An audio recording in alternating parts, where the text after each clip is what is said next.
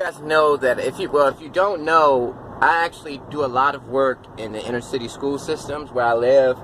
I work with about 3 different inner city school systems, 3 different cities that are in the vicinity of my city. And one thing, and I also spend a lot of time in the projects. I got a job interrupter, so I spend time in the hood trying to prevent neighborhood warfare, basically. And when I'm in these areas and when I'm in these schools, the number one thing that I notice is the fashion of the black kids that go to these schools and live in these communities. Amiri, A-M-I-R-I, is a brand that I've seen a lot as of late. And basically, I understand, and it's a brand, a fashion brand, it's supposed to be high end. Balenciaga, Prada, Gucci, you know. And basically, what happens is, whatever the rappers wear, everybody else, all the other black people wear it. I'm not placing all black people in a group, because at the end of the day, there are a lot of black people out there who have their own mind. There are a lot of black people out there who are economically proud of themselves, and they would never, ever waste billions of dollars into European fashion or European materialism when we got a lot of work to do in our own communities, when we don't even own the fried chicken stores in our community. If you go to any neighborhood in America and you want to get some fried chicken in a black neighborhood, an Arab is going to give it to you. You want to get some weave, a Korean is going to give it to you.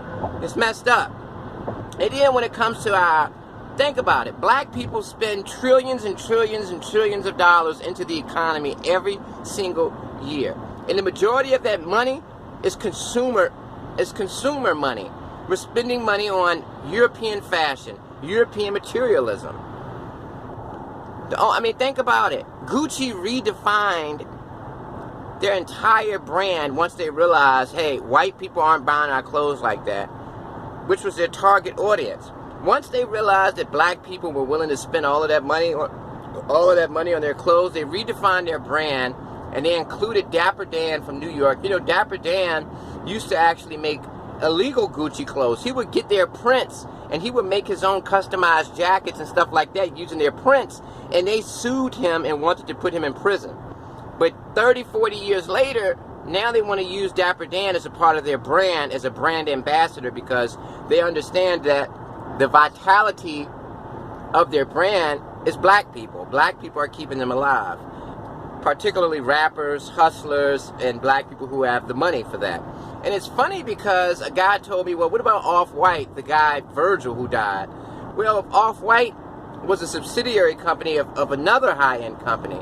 They weren't independent. They were owned by a white European fashion brand too. So yeah, they have a black face, but behind that black face is another white face, which is where the money's going. And it's named Off-White. Once again, proving that black people love wearing stuff with white in it by white people. I just don't understand it. You're gonna spend $600. These kids in the projects, like, all right, so the alt size might be $600 for a t-shirt and a Miri shirt or whatever shirt, right? Kid size might be $300-$400. These kids live in the projects. Some of these kids don't even have glasses. They can't even see the school board because they are dyslexic, or they just can't see. They can't see well and they need glasses.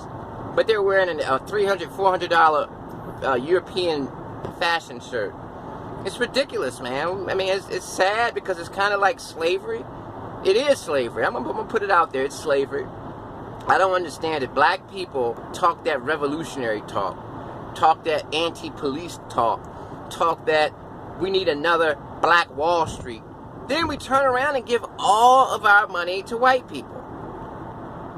You don't see any black brands like Amiri, that's named after Mike Amiri, Gucci, Prada, Versace. All of these brands are named after white people. No black person is wearing a brand named after a black person. You don't see anybody with a shirt that says David, you know, a black guy named David, so everybody's wearing David t-shirts. Don't work like that. We only value white people's stuff. And yeah, man, it's a lot of slavery going on, man, and it sickens me to go into an inner city school where all the kids are failing. The school isn't even accredited because nobody's passing their standardized tests at the end of the year. But I see these little kids that live in the projects wearing $300, $400, $500 shoes, you know, $500 jeans. You know, and it's like, man, get your priorities together, man. We're slaves. Peace.